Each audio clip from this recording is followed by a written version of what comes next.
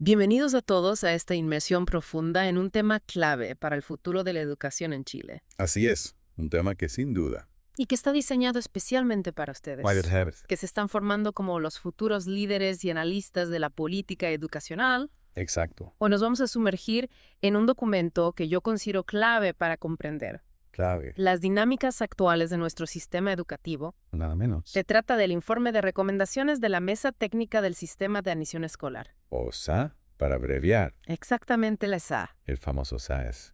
Este informe, que se elaboró en Santiago en abril de 2025, De este mismo año. llega en un momento crucial, Totalmente. donde se está evaluando y buscando cómo mejorar el SAES, ¿Cómo perfeccionarlo? un sistema que tiene como pilares la inclusión La no discriminación. y la transparencia en el acceso a la educación. 3 pilares fundamentales. Sin duda. Entonces, ¿cuál es el propósito de esta inversión? Bueno, ¿El propósito? es que exploremos juntos los hallazgos más importantes. Las áreas donde se identificaron debilidades y las recomendaciones que propuso esta mesa técnica. Las recomendaciones que son lo que realmente nos interesa. Por supuesto. Buscamos que ustedes, como estudiantes de magíster, Los futuros expertos. puedan hacer un análisis crítico de este documento, Un análisis a fondo. entendiendo de dónde viene, cómo se hizo Su origen, su metodología. y qué significan sus recomendaciones para el futuro de la política educacional aquí en Chile. Para el futuro de la educación, nada menos. Nuestra principal fuente Por supuesto. será el informe de recomendaciones de la Mesa Técnica del ESE. El documento central. Este documento nos presenta un análisis exhaustivo del sistema de admisión escolar basado en evidencia, en revisión de estudios y en las audiencias con distintos actores, Un trabajo bastante completo, diría yo. para que esta inmersión sea lo más provechosa posible. Lo más útil para ustedes. La vamos a estructurar de una manera clara. Con un orden lógico. Primero vamos a entender cómo surgió y cómo funcionó esta mesa técnica. Su génesis y funcionamiento. Luego nos meteremos de lleno en el diagnóstico que hicieron sobre el SAI Sus fortalezas, Y sus debilidades. por supuesto. y finalmente La parte más importante, analizaremos las recomendaciones que proponen para fortalecer el sistema. para mejorarlo, para optimizarlo, Exacto, empecemos por el principio. por el origen. La creación de esta mesa técnica no fue algo aislado. No surgió de la nada. Se enmarcó dentro de la Ley de Presupuestos del Sector Público para el año 2025. Para este mismo año. Su objetivo era identificar qué medidas se podían tomar para optimizar y mejorar el funcionamiento de la SAI. Tenían un mandato claro, Elaborar un informe con recomendaciones concretas concretas. que debía ser entregado al Ministerio de Educación y a las comisiones de educación del Senado y la Cámara de Diputados. A los actores claves en la toma de decisiones. Exactamente. Y me parece fascinante la composición de esta mesa. ¿Quiénes la integraron? El informe detalla los perfiles de los integrantes y vemos una diversidad muy interesante de expertos Expertos. en educación y políticas públicas. Nombres como Silvia Ezaguirre, María Paz Arzola, Mauricio Bravo, Cristian Cabalín, Alejandro Carrasco, Javier González, Juan José Llorente, Manuela Mendoza Gonzalo Muñoz, Daniel Ríos, Patricio Rodríguez. y Magdalena Vergara. Una lista larga y diversa. Totalmente, la variedad de sus afiliaciones y sus áreas de experiencia seguramente aportó muchas perspectivas. Sin duda. Y en cuanto a cómo operó, Su modus operandi. la mesa técnica se constituyó a fines de diciembre de 2024 y trabajó durante enero y marzo de 2025. Un periodo corto pero intenso. Su funcionamiento incluyó sesiones plenarias, Presenciales. tanto presenciales como telemáticas, Para facilitar la participación. donde escucharon a usuarios del sistema, Familias, equipos directivos de los establecimientos, alcaldes, asociaciones de sostenedores. para que todos estemos en la misma página. Claro. Cuando hablamos de sostenedores, Sí. ¿referimos a las entidades responsables de la administración de los establecimientos educativos? ¿Los que los gestionan? Académicos, organizaciones de la sociedad civil. Una amplia gama de actores. La mesa habilitó una plataforma virtual Para recoger más opiniones. para que quienes no pudieran asistir a las audiencias Por cualquier motivo. pudieran igualmente entregar sus diagnósticos y propuestas. Un esfuerzo por ser inclusivos. También se organizaron en 4 subcomisiones Para profundizar en los temas. que se dedicaran a profundizar en los testimonios de diferentes actores del sistema. Un trabajo minucioso. A los invitados a estas sesiones se les hicieron preguntas muy específicas. Para guiar la conversación. Se les pidió que evaluaran cómo estaba funcionando el SAI, Su opinión sobre el sistema. ¿Qué dificultades habían encontrado? Los problemas que vi. ¿Cuáles creían que eran los principales aspectos positivos? Lo bueno del SAI. Y algo crucial, Fundamental. se les solicitó que propusieran ideas concretas para optimizarlo o mejorarlo. Soluciones, no solo críticas. No se quedaron solo con eso. Fueron más allá. La mesa también hizo un trabajo muy riguroso de recopilación y análisis de evidencia, tanto a nivel nacional como comparando con lo que sucede en otros países. Un enfoque comparativo. Esto le dio un respaldo empírico muy sólido a sus discusiones y a las recomendaciones que finalmente elaboraron. Un informe basado en datos. ¿Cuál fue el diagnóstico general que lograron construir sobre el AC? Bueno, la mesa técnica llegó a un diagnóstico del sistema de admisión escolar. Que comenzó por identificar Primero, sus principales fortalezas. lo bueno del AC.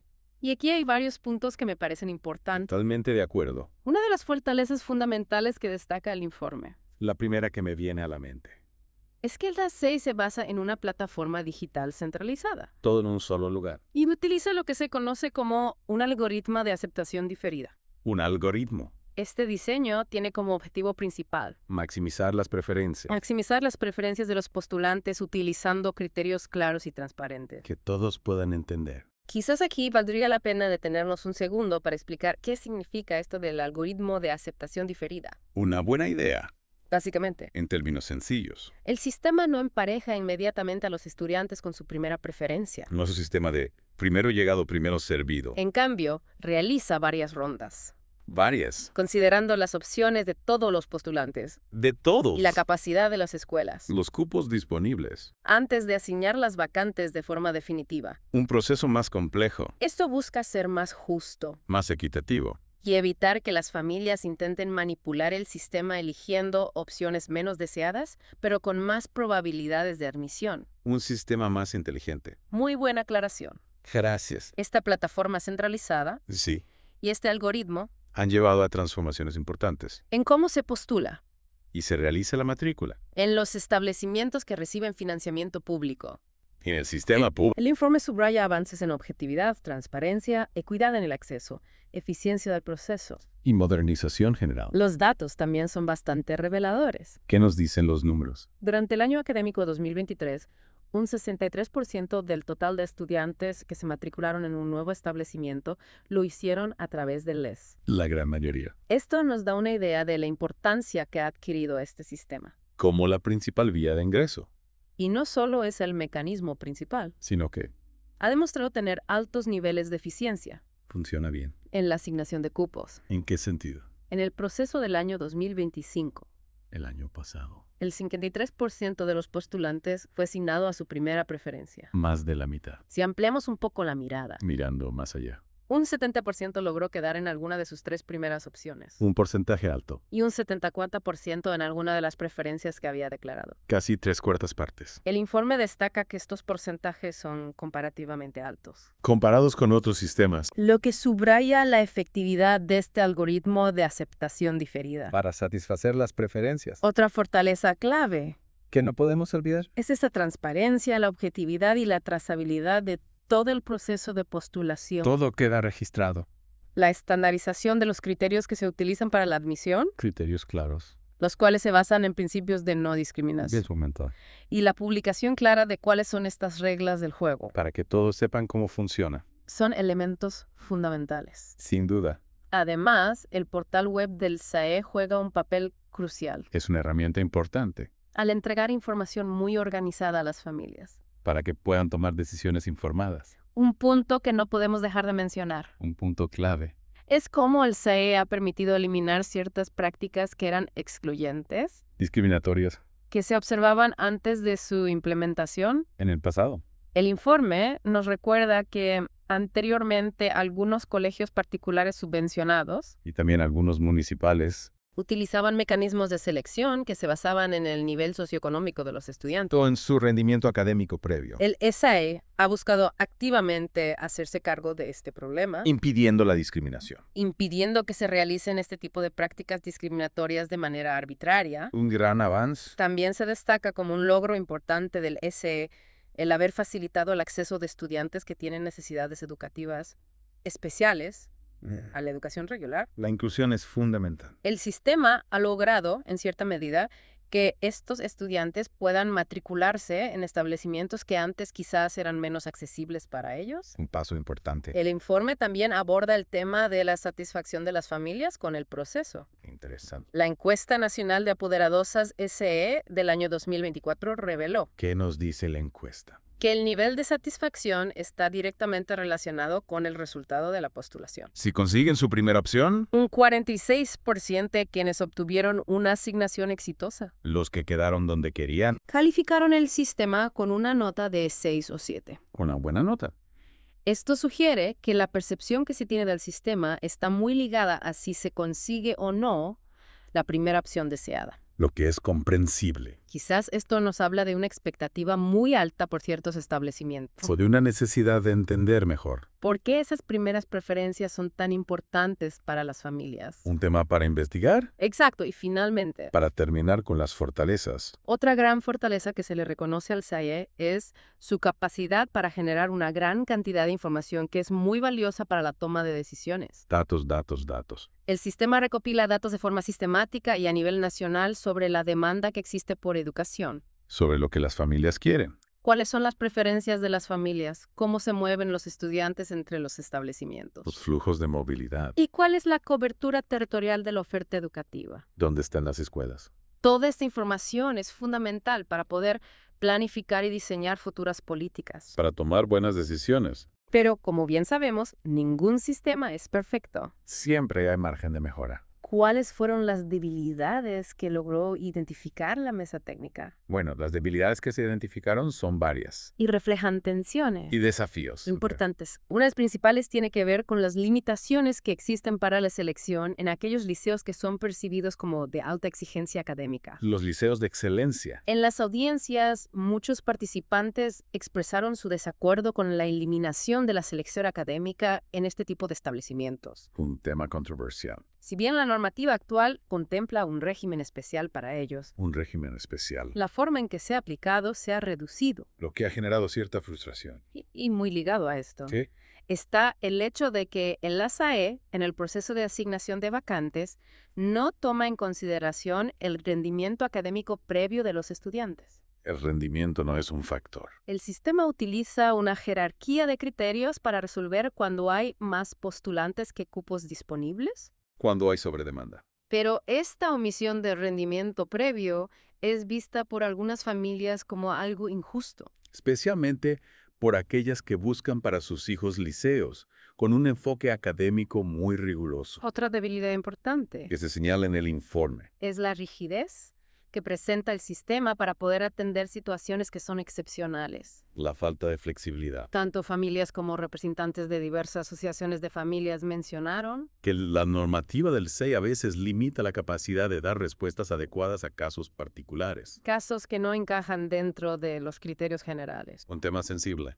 Es la concentración de estudiantes que tienen necesidades educativas especiales. En algunos establecimientos. Participantes de las audiencias plantearon que, si bien el SEE ha facilitado que estos estudiantes accedan a la educación regular, Lo cual es positivo. existe un desafío importante en asegurar que las políticas y las prácticas educativas sean realmente inclusivas. La inclusión va más allá del acceso. La alta concentración de estudiantes con NE en ciertos colegios puede aumentar la complejidad de la gestión, Pedagógica e institucional. generando una carga adicional para los equipos educativos. También se identificaron problemas relacionados con las brechas digitales y la accesibilidad al proceso de postulación. La brecha digital. A pesar de que la plataforma en línea ha mejorado, Sí, todavía existen desafíos importantes, especialmente en los sectores rurales, Donde el acceso a Internet puede ser limitado. y para aquellas familias que son más vulnerables y que pueden tener dificultades, Para acceder a la tecnología. o para completar el proceso de postulación. Por otro lado,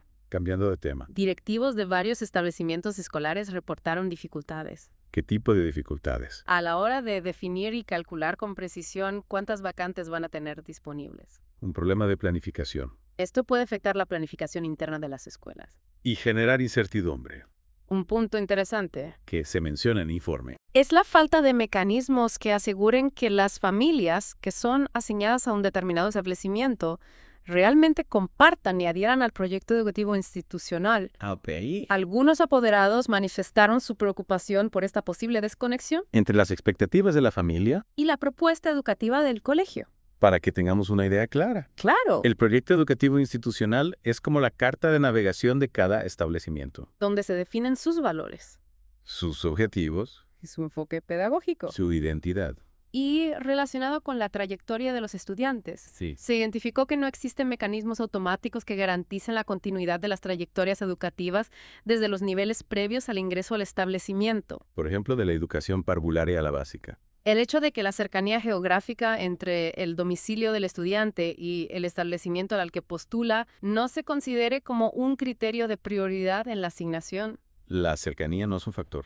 ha generado en algunas comunidades la percepción de que existe una injusticia territorial. Lo que es comprensible. Familias que viven muy cerca de una escuela y no logran obtener un cupo, Se sienten frustradas finalmente, para concluir con las debilidades. el informe subraya que todavía existe un nivel de conocimiento público insuficiente sobre cómo funciona realmente el CAI. Un problema de información. Este desconocimiento puede llevar a que se difunda información errónea Rumores y malentendidos. y puede afectar la legitimidad del sistema. Ante la opinión pública Con este panorama claro de cuáles son las fortalezas, y las debilidades el siguiente paso fue formular una serie de recomendaciones. concretas.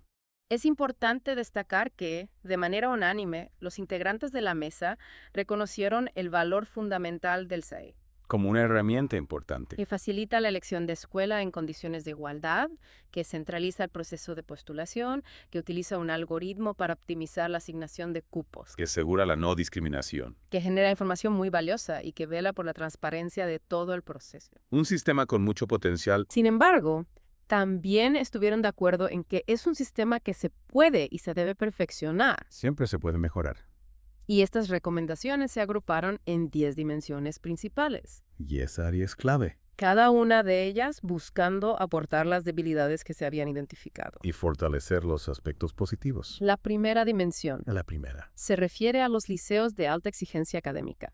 Los liceos de excelencia. Aquí, la propuesta central es que se realice una mayor regulación de este tipo de establecimientos. ¿Más reglas? Se busca definir de manera muy clara cuáles serían los requisitos para que un liceo pueda ser considerado de alta exigencia académica. Criterios claros. Entre estos requisitos se mencionan una sobredemanda que haya sido demostrable en los últimos 5 años, ¿Una demanda alta sostenida? un desempeño académico que haya destacado a nivel nacional o regional también en los últimos 5 años, Resultados académicos comprobados. que el establecimiento sea gratuito Accesible para todos. y que implemente planes y programas de estudio propios. Un currículum propio. Y se hace una distinción importante, Entre lo que se denomina nuevos proyectos educativos los nuevos. y los liceos históricos de excelencia. Los que ya tienen trayectoria. Esto busca reconocer la trayectoria, las particularidades que tienen estos últimos, Los históricos. que a menudo cuentan con una larga tradición y un prestigio reconocido.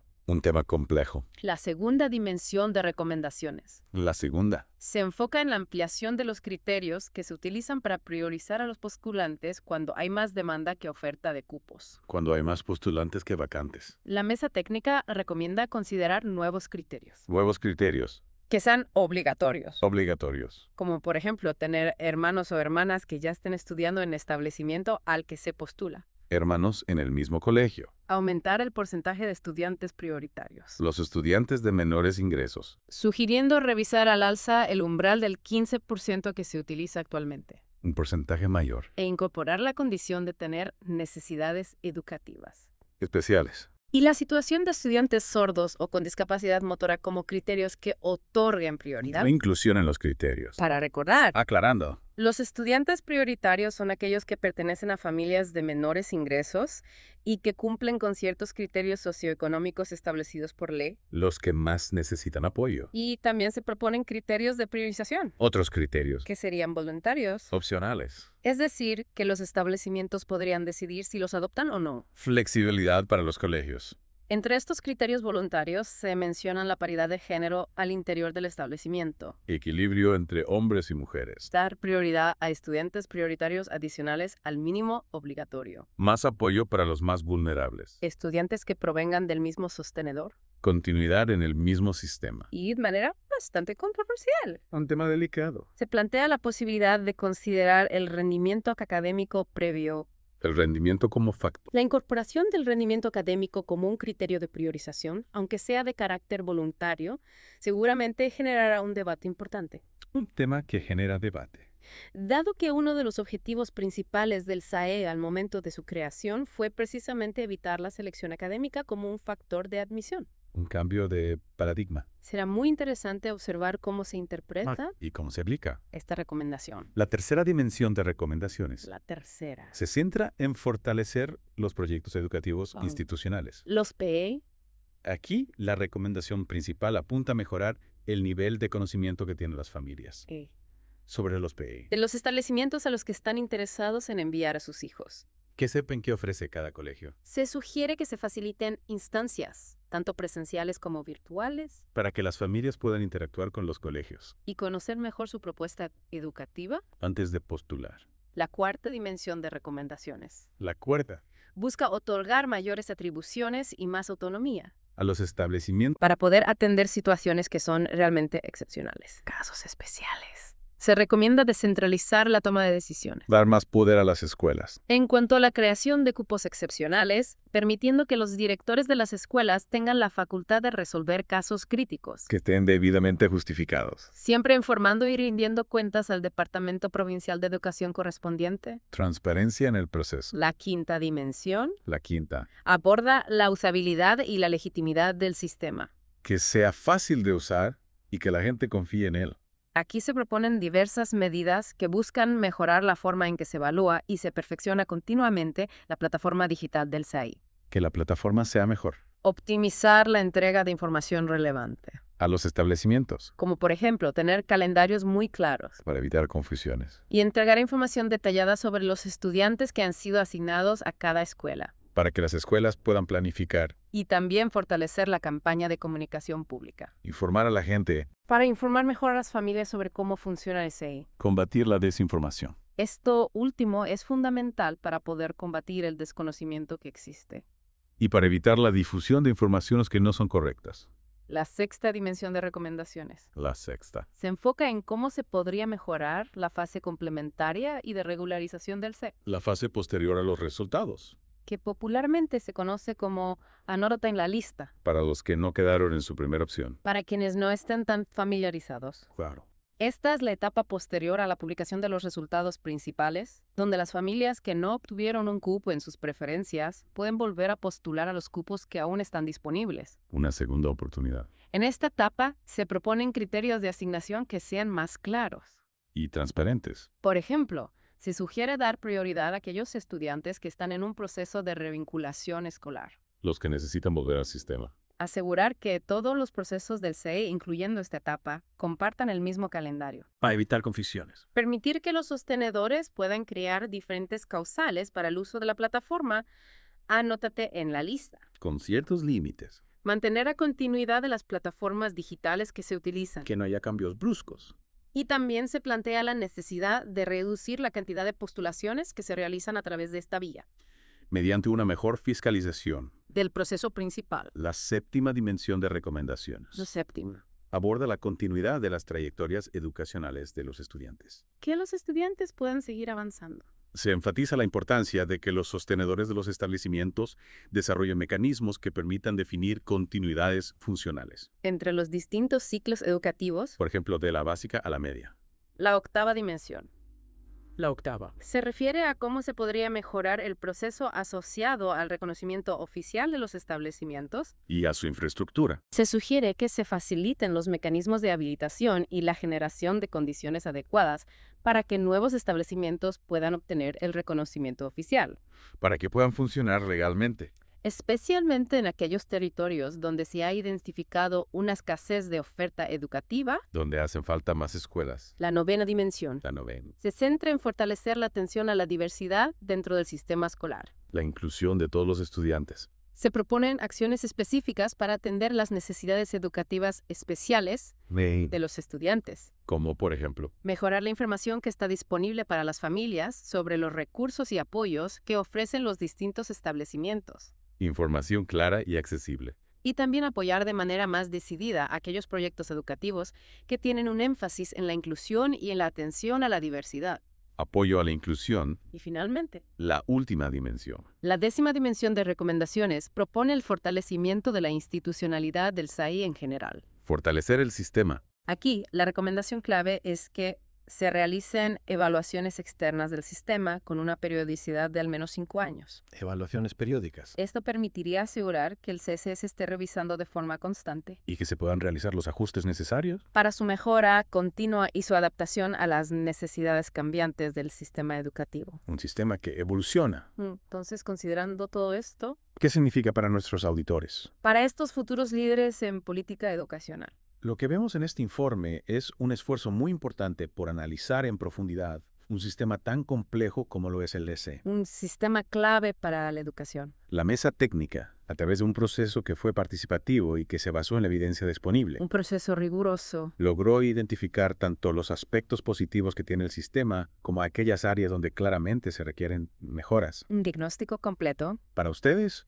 como estudiantes de magíster en política educacional, este documento es una lectura fundamental. Una lectura obligada. Les permite comprender las tensiones que existen entre principios tan importantes como la equidad en el acceso y la libertad de elección de las familias, 2 principios fundamentales. así como también los desafíos prácticos que implica implementar un sistema de admisión a nivel nacional que busca equilibrar estos principios. Un desafío complejo. Absolutamente. Pudimos observar cómo este informe no se limita a diagnosticar. Sino que también nos ofrece una hoja de ruta Para su perfeccionamiento, para ustedes como futuros tomadores de decisiones y analistas de políticas. este informe representa una valiosa oportunidad para comprender en profundidad las complejidades de la admisión escolar, Y los desafíos que aún tenemos por delante. en la búsqueda de una mayor equidad y calidad educativa para todos. Al analizar estas recomendaciones, ¿qué aspectos consideran ustedes que podrían tener el mayor impacto en la equidad del sistema educativo chileno? ¿De qué manera creen que se podrían abordar las tensiones que todavía existen entre la idea de la selección académica y el principio de la inclusión? Y quizás lo más importante, ¿Qué rol creen que pueden jugar ustedes Desde la política educacional. para impulsar la implementación de esas recomendaciones o para promover nuevas ideas que sigan fortaleciendo el SAE Este informe nos invita a una reflexión profunda sobre el futuro de la educación en Chile, y sobre el papel fundamental que juega el sistema de admisión escolar? en la construcción de un sistema que sea más justo? Y accesible para todos. Los desafíos que tenemos por delante son significativos. Pero las recomendaciones que nos entrega esta mesa técnica Ofrecen un punto de partida sólido. para seguir avanzando. Y quizás una última reflexión. Para nuestros oyentes. Considerando la diversidad de opiniones que seguramente existen en torno a estas recomendaciones, ¿cómo se podría construir un consenso político y social amplio que permita llevar adelante las mejoras propuestas al CE de manera efectiva y sostenible en el tiempo? Una pregunta para la reflexión. Sin duda, una pregunta compleja que los invito a seguir explorando.